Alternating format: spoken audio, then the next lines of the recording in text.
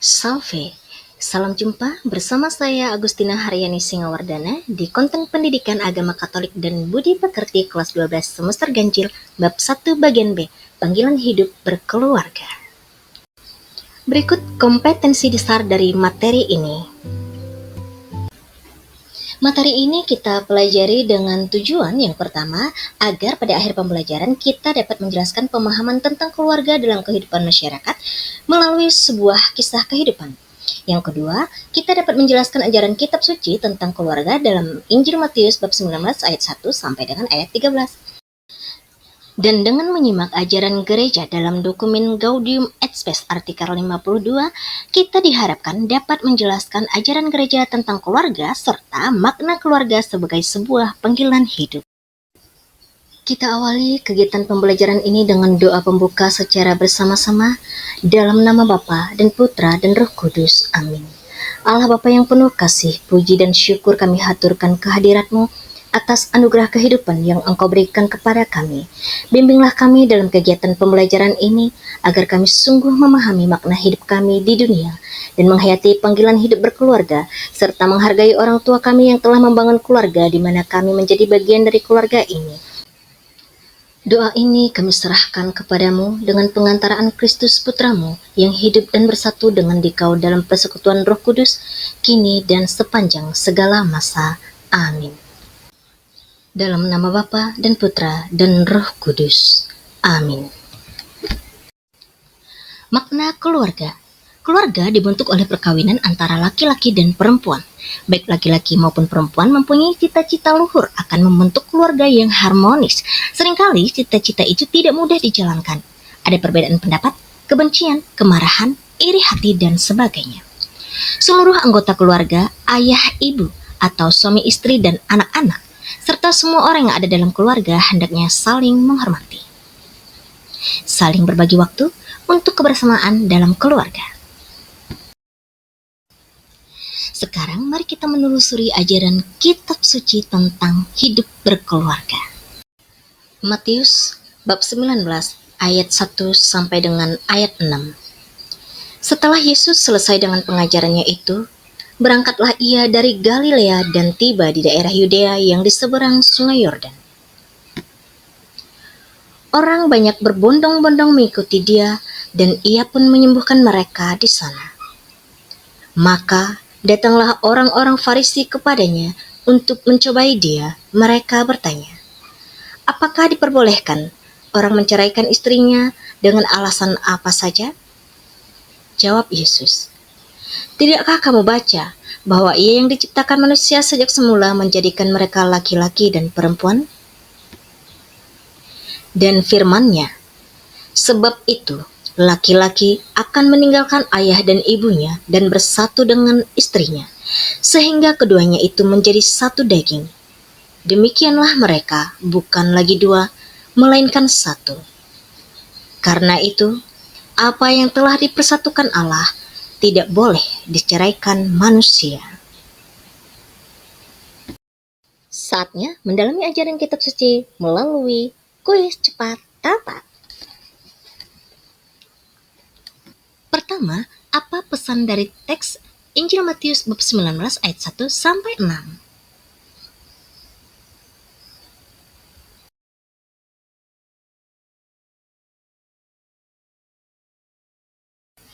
Kedua, bagaimana bunyi pertanyaan orang Farisi mencobai Yesus?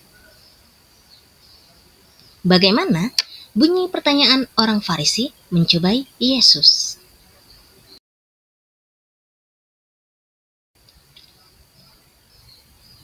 Ketiga, apa jawaban Yesus?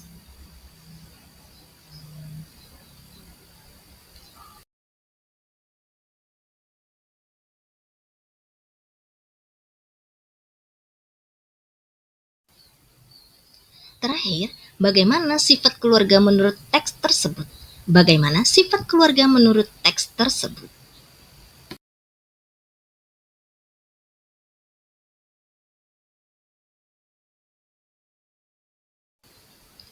Perkawinan itu persekutuan cinta antara pria dan wanita yang secara sadar dan bebas menyerahkan diri beserta segala kemampuannya untuk selamanya.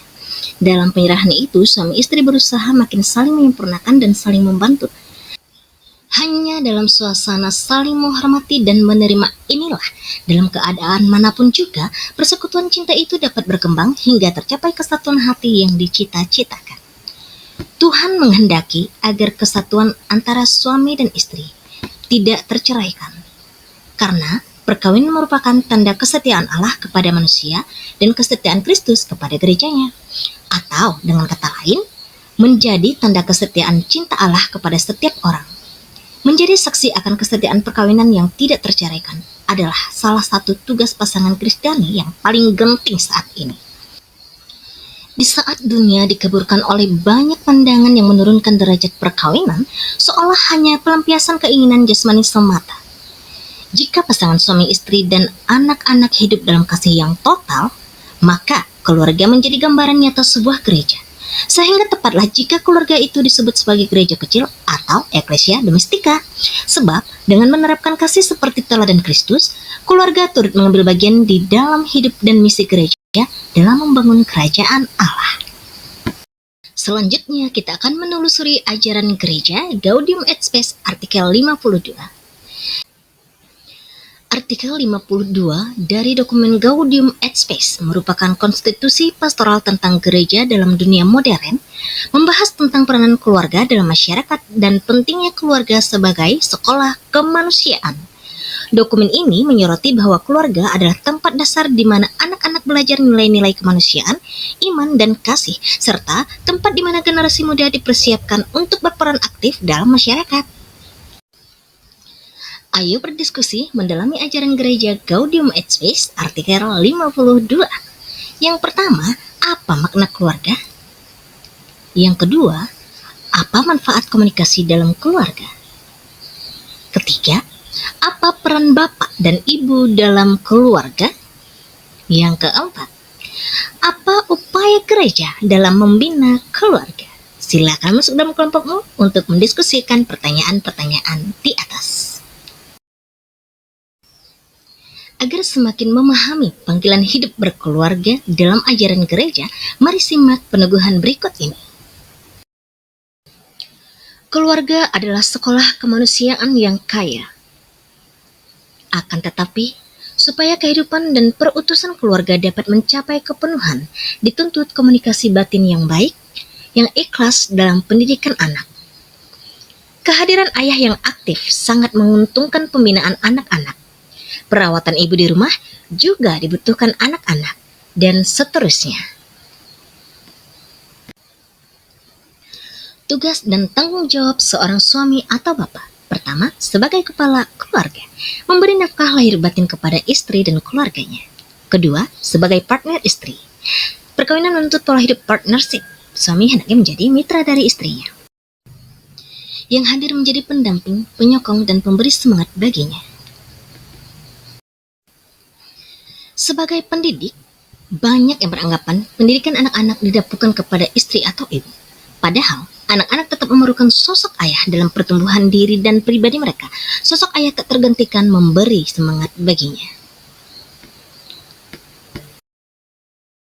Istri, sebagai pendamping suami, memiliki tugas dan tanggung jawab sebagai berikut. Sebagai hati dalam keluarga. Berperan sebagai hati dalam keluarga, istri menciptakan suasana kasih sayang, ketentraman, keindahan, dan keharmonisan dalam keluarga. Sebagai mitra dari suami, istri membantu suami dalam tugas dan karirnya. Bantuan yang dimaksudkan di sini seperti memberi sumbang saran dan dukungan moral. Hal pertama lebih bersifat rasional, dan yang kedua lebih bersifat afektif atau perasaan. Dukungan moral yang bersifat afektif lebih berarti bagi suami. Sebagai pendidik, istri atau ibu merupakan pendidik yang pertama dan utama dari anak-anaknya. Hal ini berarti bahwa ibu adalah pendidik ulung. Ada ungkapan bahwa surga berada di bawah telapak kaki ibu. Artinya, kita tidak boleh berani terhadap orang tua, terutama sekali kepada ibu kita. Kewajiban anak-anak terhadap orang tua. Beberapa hal dasar yang menjadi kewajiban anak terhadap orang tua adalah: mengasihi orang tua, bersikap dan berperilaku penuh syukur, serta bersikap dan berperilaku hormat kepada orang tua. Hubungan kakak adik dalam keluarga juga perlu dibina. Hal-hal yang perlu dikembangkan dalam hubungan kakak adik adalah kasih persaudaraan, saling membantu dan saling menghargai. Kakak adik tidak hanya dididik oleh orang tua, melainkan juga secara tidak langsung saling mendidik. Dengan bertengkar dan berdamai kembali, mereka belajar dan berlatih mengolah konflik yang termasuk unsur hidup bersama. Cinta kasih dan komunikasi dalam keluarga. Pentingnya cinta dalam hidup manusia adalah karena hal berikut. Cinta membahagiakan orang dan memungkinkan manusia berkembang secara sehat dan seimbang. Cinta juga merupakan kekuatan aktif dalam diri manusia, kekuatan yang mempersatukan manusia dengan sesamanya. Cinta yang demikian membiarkan manusia tetap menjadi dirinya sendiri dan mempertahankan keutuhan dirinya. Dalam cinta antara pria dan wanita, keduanya masing-masing dilahirkan kembali serta saling mengembangkan diri. Dipanggil untuk saling mencintai secara mesra dan intim, saling memberi dan menerima secara fisik maupun psikis. Keduanya adalah partner yang membutuhkan cinta dari yang lain untuk membahagiakan satu sama lain. Tujuan perkawinan pertama-tama ialah membina cinta kasih antara suami istri, menjalin hubungan perasaan yang mesra antara kedua partner yang ingin hidup bersama untuk selamanya. Kebahagiaan di dalam hidup keluarga tidak terjadi secara otomatis. Harus dibentuk dan dibangun, diwujudkan terus-menerus lewat perbuatan nyata sehari-hari. Maka, cinta dalam hidup berkeluarga itu perlu dibangun agar bertumbuh dan berkembang. Perlu suasana partnership antara suami istri. Cinta kasih yang menyerahkan dirinya sendiri yang dimaksudkan di sini adalah penyerahan secara total dalam hidup perkawinan tanpa pamrih, membangun kebahagiaan keluarga dengan semangat yang berbeda sesuai dengan kodrat atau peranan masing-masing sebagai suami istri. Komunikasi dalam keluarga. Berkomunikasi berarti menyampaikan pikiran dan perasaan kita kepada pihak lain. Berkomunikasi tentang hal-hal yang sama-sama diketahui dan dirasakan terasa jauh lebih mudah daripada mengenai bidang yang khas di dunia sendiri. Yang perlu dikomunikasikan adalah dunia kita sendiri. Dunia suami, dunia istri, dunia anak-anak sering sangat berbeda. Maka dalam berkomunikasi ada banyak hal yang harus diperhatikan, yaitu sikap mendengarkan dan keterbukaan. Mendengarkan dengan baik harus kita lakukan kalau betul-betul ingin membangun keluarga yang harmonis. Terbuka untuk menyatakan dan terbuka untuk mendengarkan. Keterbukaan dalam berkomunikasi untuk menuju pertumbuhan melibatkan juga perasaan seperti kecemasan, harapan, kebanggaan, kekecewaan. Mari kita akhiri kegiatan pembelajaran ini dengan mengucapkan doa dari puji syukur nomor 162 bersama-sama.